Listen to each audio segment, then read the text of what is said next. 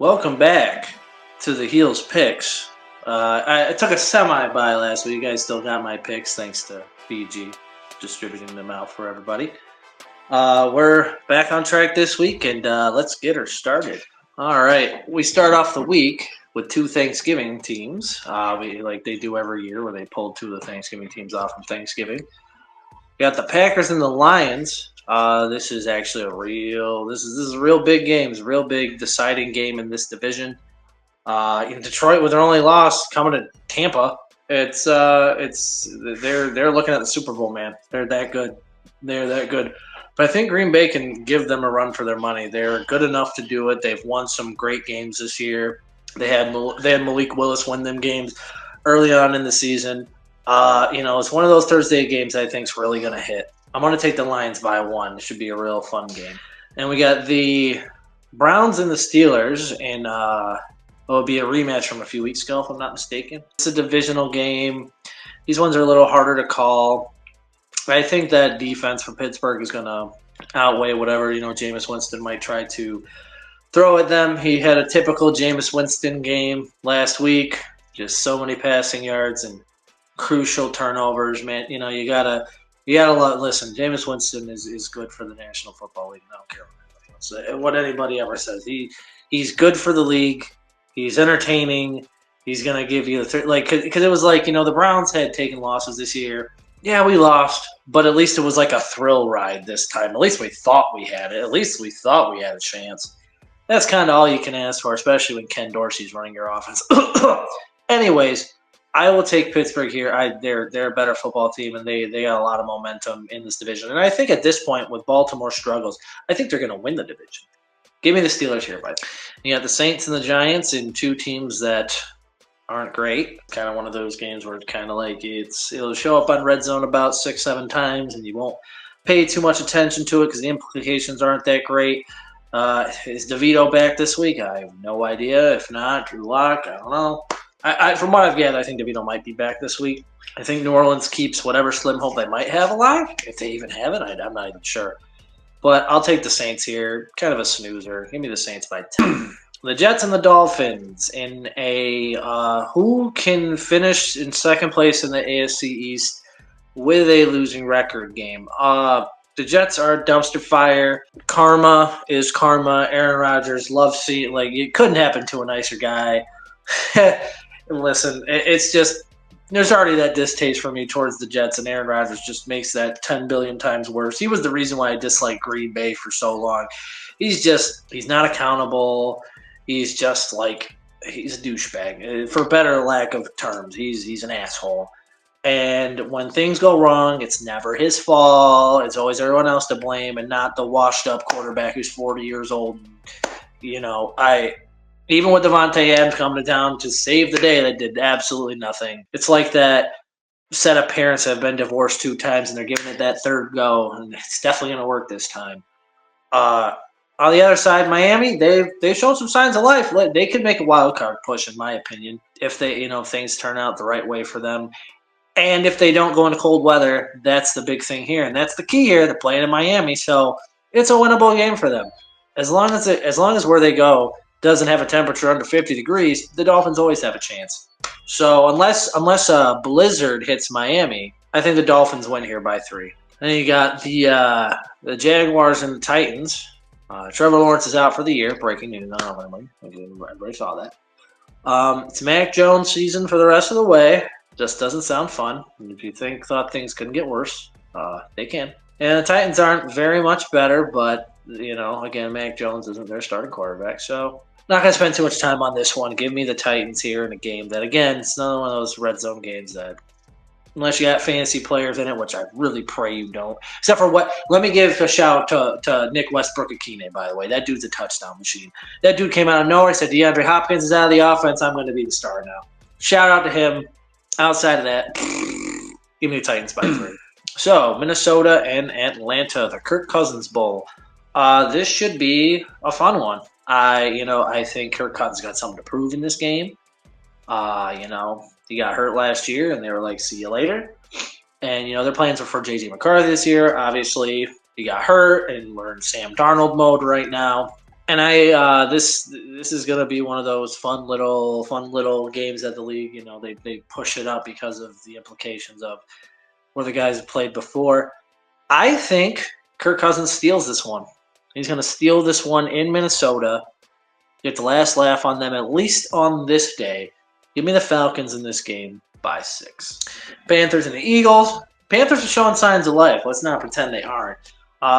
Maybe Bryce Young's kind of turning that corner now. Maybe, he's showing signs of life. He's showing that maybe he just needed a little bit of time. Maybe that benching helped him. You can't but root for the guy. I mean, it's been rough. It's been tough sledding for him. If he get the proper support around him, I think things could really turn around for him. On the other side, the Eagles are a good football team. I had them beating Baltimore. They did it. Whenever I've doubted them, they win.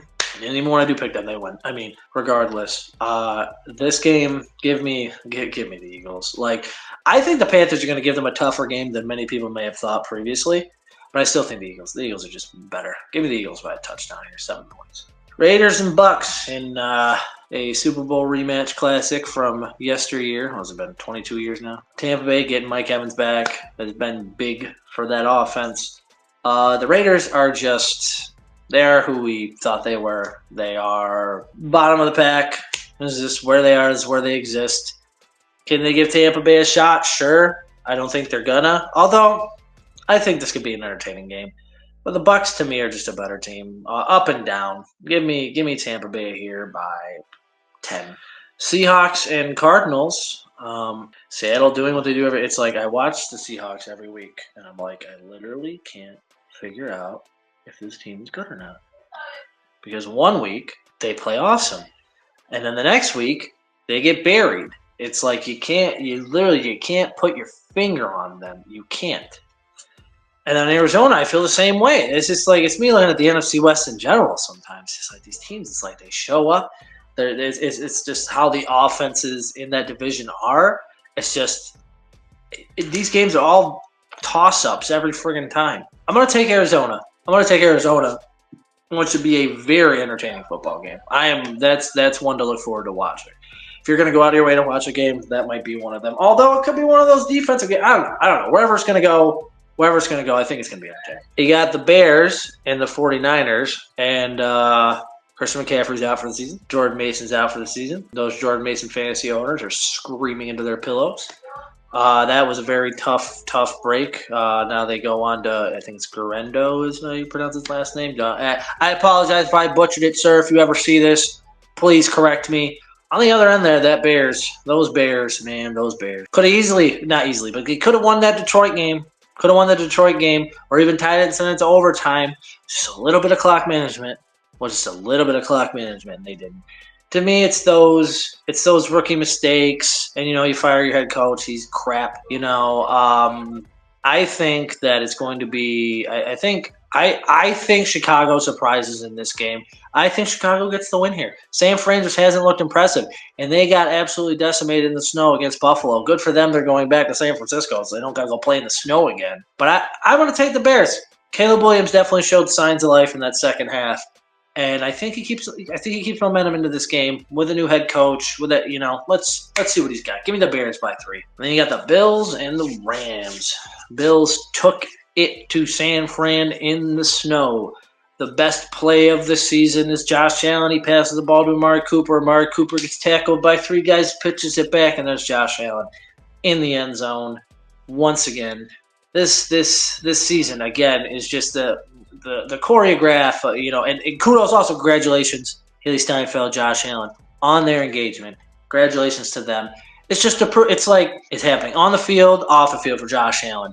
You get rid of that bitter ex out of your life that's just making what would be a perfect world for you absolutely, like, making you not reach your potential, and taking the things that make you complete and using them to your complete advantage in succeeding. Josh Allen is the MVP going into this week of the season. And it's going to take a lot from other guys to take that from him, in my opinion. You could say Lamar, but they've lost a lot of games. You could even say Saquon, and I'd even give you that argument too, because he's been kicking ass too. There are a few guys that have definitely shown, even Derrick Henry, even on that, he gets that Baltimore offense rolling too. Hands down, I want to talk about value to a team, the reasons teams win games.